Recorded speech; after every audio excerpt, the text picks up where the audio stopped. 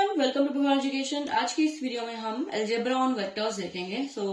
Last हमने vector form देखी थी। हमने बेसिकली हमारी component form of vector and उसके लिए हम कैसे डिनोट करते हैं एक वेक्टर को, ये सब हमने कवर किया था लास्ट वीडियो में। आज की इस वीडियो में हम अलजेब्रा ऑन वेक्टर्स देखेंगे। तो इसमें हम एडिशन, मल्टीप्लिकेशन, सब्ट्रैक्शन कैसे हम परफॉर्म करेंगे एक या दो से ज्यादा वेक्टर्स के बीच में, वो देखेंगे। तो यहाँ पर लेट किया है मैंने। अच्छा, उसको करने से पहले, क्वेश्चंस करने से पहले हम यहाँ पर जस्ट हमने मेंशन की है चीजें कि किस तरीके से फॉर्म में वो लिखी होती है गिवन, और कैसे हम उनको प्लस और माइनस करने वाले हैं। तो पहला गिवन है कि ए वेक्टर है एक, जिसके लिए मेरी a1, a2, a3 जो हमने xyz बनाया था, अभी हम उसको a1, a2, a3 कह रहे हैं, वही xyz की वैल्यू होगी क्योंकि वेक्टर्स हमारे प्लेन में ही होंगे। तो आई कैप, जे कैप और के कैप अपने हमने यहाँ पर फॉर्म लिख ली है। फॉर्म हमारी गिवन ये है, सॉरी।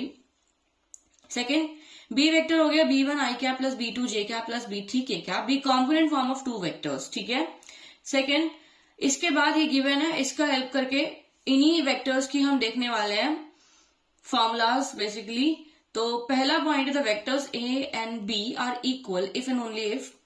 इन दोनों वेक्टर्स को मैं इक्वल तभी कहूंगी जब a1 b1 के इक्वल है। जैसे अगर ये 2 है तो ये भी 2 हो, ये 3 है, ये 3 हो, ये 7 है, ये 7 हो।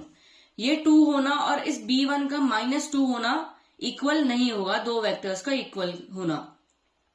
मतलब ये दोनों वेक्टर्स इक्वल नहीं होंगे अगर मेरे इनकी वैल्यू इक्वल नहीं है, इंक्लूडिंग साइंस, जो मेरा +2 और -2। तो ये मेरे अलग अलग वेक्टर्स हो जाएंगे, इक्वल नहीं कहलाएंगे तब उस केस में। तो ये हो गया मेरे पास a1 इक्वल b1 के, a2 इक्वल b2 के, a3 इक्वल b3 के। अगर ये इक्वल है तो वो इक्वल वेक्टर्स हैं।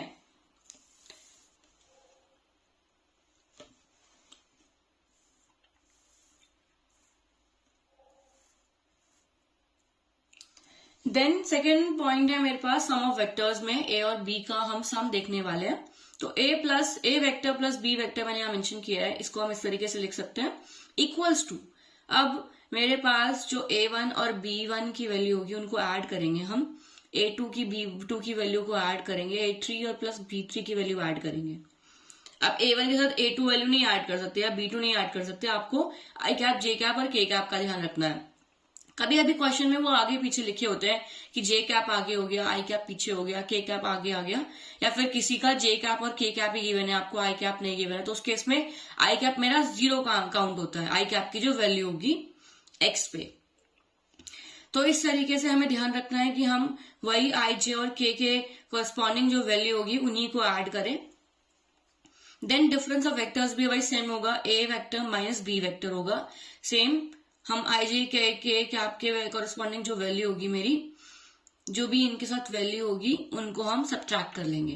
तो ब्रैकेट में सब्ट्रैक्ट करें क्योंकि साइंस अगर है तो वो बाद में चेंज होंगे। जैसे अगर मान लीजिए इन दोनों को माइनस करके मेरे पास नेगेटिव ऑफ सम वैल्यू आया, जैसे -2 आया, तो ये मेरा प्लस क्या हो जाएगा, माइनस हो जाएगा। तो ये हो गया सब्ट्रैक्शन, डिफरेंस।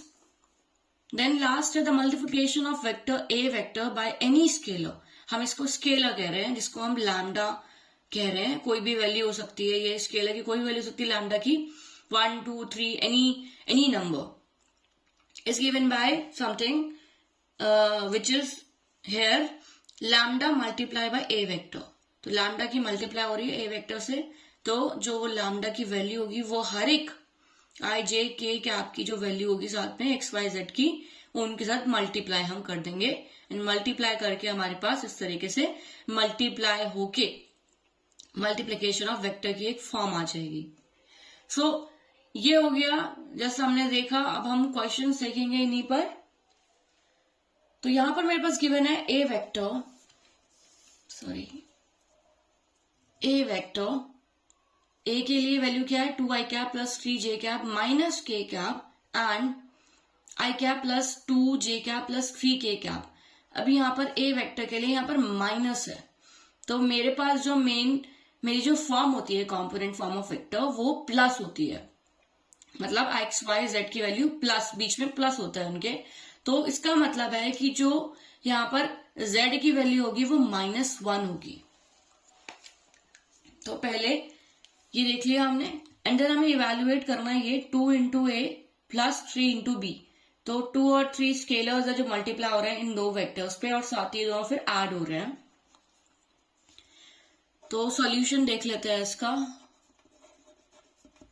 सॉल्यूशन में ये जो ए वेक्टर है मैं आपको दिखा रही हूँ कि हमारे पास जो कॉम्पोनेंट फॉर्म होती है उसमें सब वो प्लस होते हैं आपस में।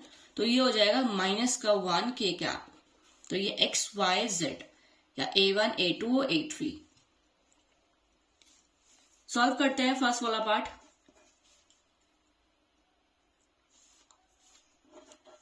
To a vector plus 3b vector is equals to 2 i cap plus 3j cap minus का k कैप। अभी हम पहले इसको लिख लेते हैं, प्लस 3b।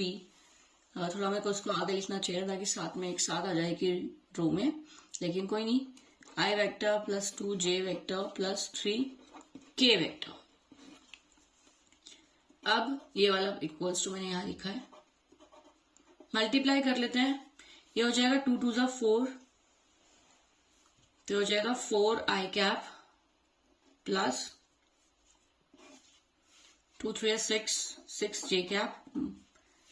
2 माइनस 1 जा हो जाएगा माइनस 2 k कैप, प्लस करना है वापस में, हो जाएगा 3 I cap plus 6 j cap plus 9 k cap. Add करते हैं, 4 प्लस 3 हो जाएगा मेरे पास 7 आई कैप प्लस 6 हो जाएगा बस 12 j कैप, माइनस 2 प्लस 9 क्या होगा मेरे पास, नेगेटिव साइन स्मॉलर के पास है तो हमारे पास प्लस साइन ही आएगा क्योंकि प्लस 9 है। तो 9 में से मेरे पास 2 सब्ट्रैक्ट किए हमने तो मेरे पास आ जाएगा 7 k कैप। तो ये मेरे पास फाइनल आउटपुट है इसका।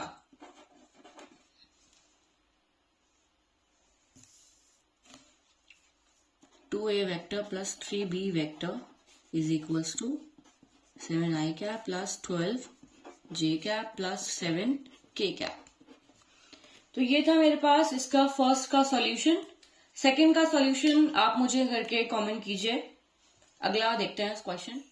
इसके बाद हमारे पास अगला क्वेश्चन है, एग्जाम्पल नंबर 3 है ये, एग्जाम्पल नंबर 2 जो भी हम देख रहे हैं, बुक का एग्जाम्पल नंबर 3 है वो।